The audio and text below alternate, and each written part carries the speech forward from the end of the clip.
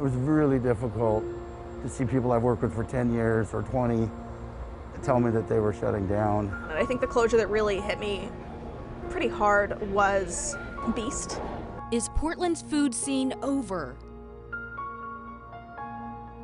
And thanks so much for joining us for Queen 6 News at 6. I'm Elizabeth Dinh. I'm Jeff Gianola, and all this week, we have been taking an in-depth look at the issues plaguing our city. From riots to skyrocketing crime, we ask, is Portland over? But perhaps no industry or business was hit harder during the pandemic and the protests than our local restaurants. After all, Portland is well known as a foodie destination, a foodie town. Exactly. Those of us who live here, we get to enjoy it. So many people come from far away to come check it out. But keep in mind, hundreds of restaurants have been forced to close. Some are finding new ways to survive, and it is that kind of innovative thinking that's needed to renew hope for this city. Obviously, 2020 and the pandemic has just thrown everything into chaos. The pandemic went on longer than anyone really thought it would, and our situation didn't change much. It seems like everybody had a moment during the pandemic to, for better and for worse, right? Take a breath, whether they wanted to or not. You know, at some point you realize you got to know when to walk away. The pandemic has taken a devastating toll on our local food scene.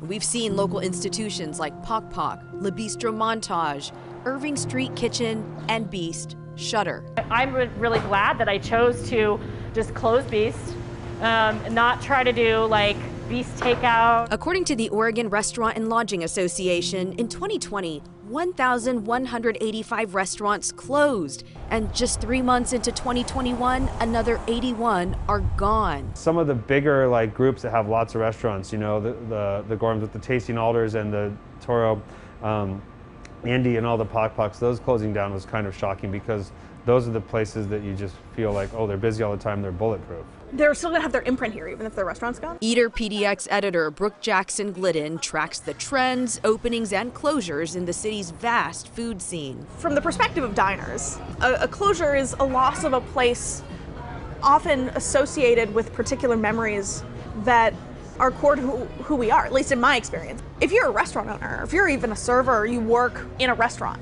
that is so much of your life. And that is so much of not just your job, that is your art.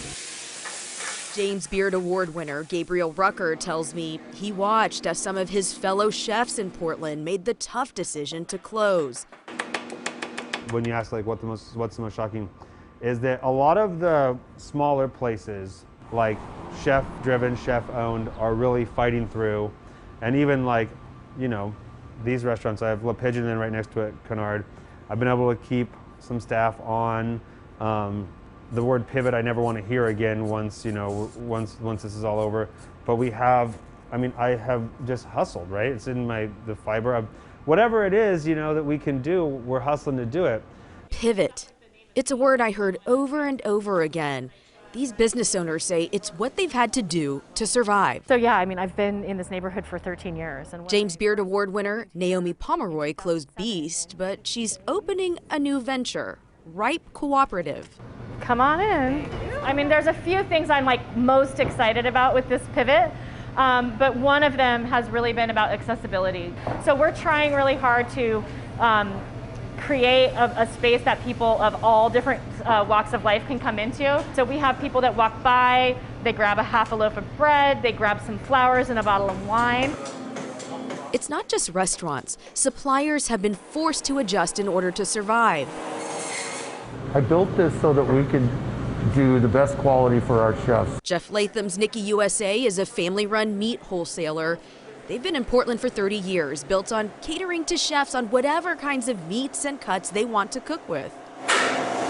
Nothing here is really massively automated. It's more of the small butcher shop. Then suddenly, when people couldn't sit down and eat out, sources like this saw a dramatic drop in orders to take from restaurants and chefs. And this last year we pivoted and been very thankful for the general population that's really come and supported us on our new dockside program. Instead of relying on wholesale transactions, he opened up sales to people who wanted in on what local top chefs were using to cook at home. Others haven't been so lucky.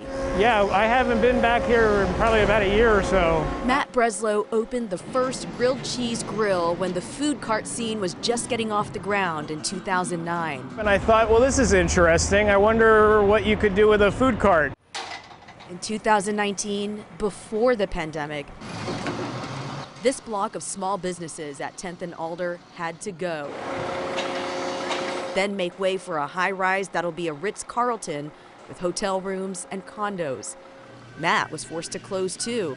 And then with COVID-19 closures and word that the original cart on Alberta would also be forced out by development, Matt decided it was time to move on. There's no way I'm going to find that again in this city without also having the fear that that property could get sold and I could be kicked off of there in 5 years. And you know, at some point you realize you got to know when to walk away. Yet during the pandemic, some businesses have thrived. Our business was actually better in 2020 than it was in 2019. But Ian Williams with Deadstock Coffee has other issues to contend with outside his shop in Old Town Chinatown, the epicenter for Portland's homeless crisis. Can I ignore it, right? Like, you can't. And when you step inside, here, he says, different walks of life can feel welcome. You know, we're here to serve the community, and this is the community. All of the people I interviewed agree. Hope is not lost. The Portland food scene will bounce back. There's already an influx of businesses. It will be reborn. There will be another version of Portland. There is going to be a lot of young talent and a new wave, a new reemergence. They always thought of Portland as an innovative city. And I think that what you're going to see coming out of this pandemic is going to be that same thing. And just might take a little bit of time. And next year could be like the Roaring 20s. So that's what I'm hoping for. And those restaurant operators, those chefs, they're such an important part of getting Portland back, and to see their resilience and saying there's opportunities in this as we come back. But it may take a little time. Right, in different ways. When I asked them, is Portland over, they said no, because they love it here. They want to keep fighting. It's been tough to see their friends that they respect close, but they're trying to stay. And for Matt, who did close, I asked, would he reopen? Because we found out earlier this week that those food carts at 10th and Alder, they're going to open up later this summer over at 8th and Ankeny. Yeah. He says no, his chapter is closed, so he's moving on for sure, but some carts will reappear. We saw La Bistro Montage is now Montage a la carte. So yeah, once again, you are seeing some of these businesses kind of transform and develop in new ways. And one more thing I want to add too is that some of these chefs also say it's the new chefs, it's these younger ones, the younger versions of them with this grit, this fight. They're going to like open these new restaurants, and that'll be the next chapter. So they're looking forward to that. A new chapter in Portland's foodie scene. Yeah.